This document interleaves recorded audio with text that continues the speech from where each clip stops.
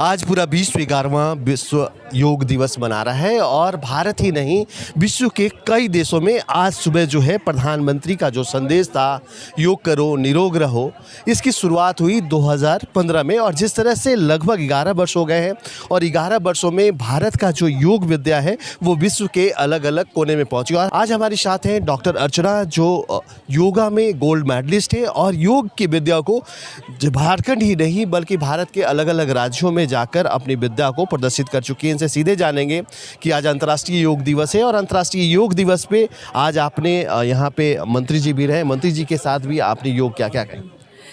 मैं ये कहूँगी कि सबसे बड़ी अच्छी बात हमारे साथ ये है कि जब से अंतर्राष्ट्रीय योग दिवस मनाया जाने लगा है तब से लेके प्रत्येक वर्ष उत्साह बढ़ते ही जा रहा है। इस बार तो और उत्साह देखा जा रहा है क्योंकि इस बार सभी एक ग्राउंड में, चाहे मंत्री जी हों, चाहे विधायक जी हों, या फिर हमारे सचिव हों, या पदाधिकारीगण हों, या कर्मचारी हों, या योगाभ्यासी हों, वो एक साथ एक मंच पे उपस्थित हो सके हैं और एक साथ योगाभ्यास किया। ऐसा नहीं कि जैसे कि हम केवल बोल रहे हैं वो बैठे हुए हैं, वो भी पूरे जोश और उत्साह के साथ उन सब चीज़ों को मतलब करने की कोशिश कर रहे थे। और मुझे लगता है कि ये एक जगह इकट्ठा होकर योग करना लोगों को प्रेरित करता है कि हम इसको अपनी दिनचर्या में शामिल करें, क्योंकि दिनचर्या में जिस दिन शामिल हो जाएगा योग, ऑटोमेटिक आप देखेंगे आपकी 90% से ज़्यादा बीमारियाँ ऐसे ही दूर हो जाएंगी। योग एक प्राचीन विद्या है। क्या लगता है कि जिस तरह से हमारे प्राचीन ऋषि मुनियों ने जिस तरह से योग विद्या का इजाद किया और आज उसका फ़ायदा जो है आधुनिक जीवन में लोगों को मिल पा रहा है?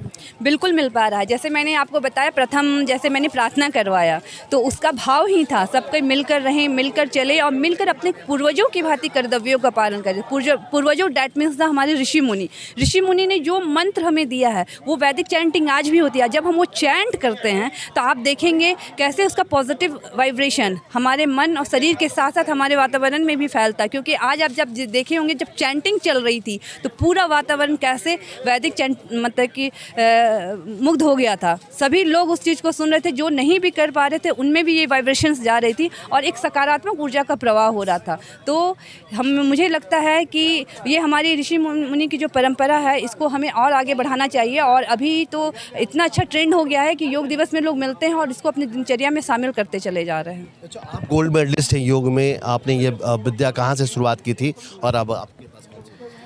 मैंने देव संस्कृति विश्वविद्यालय हरिद्वार से इसकी ट्रेनिंग ली है। और पहले जब हम पढ़ाई करते थे तो उस समय ये प्रोफेशनल कोर्स के रूप में आया था, फर्स्ट टाइम ही लॉन्च हुआ था। तो मैंने मास्टर्स इन योगा किया है, फिर मैंने एमफिल किया और अब मैं पीएचडी भी इसी फील्ड में, क्योंकि ये मुझे इतना जॉब भी आप कर रही हैं? हाँ, और मैं इसी फील्ड में जॉब भी कर रही हूँ तो ये सबसे प्लस पॉइंट है मेरे लिए। और मैं एक अंतर्राष्ट्रीय खिलाड़ी भी रह चुकी हूँ।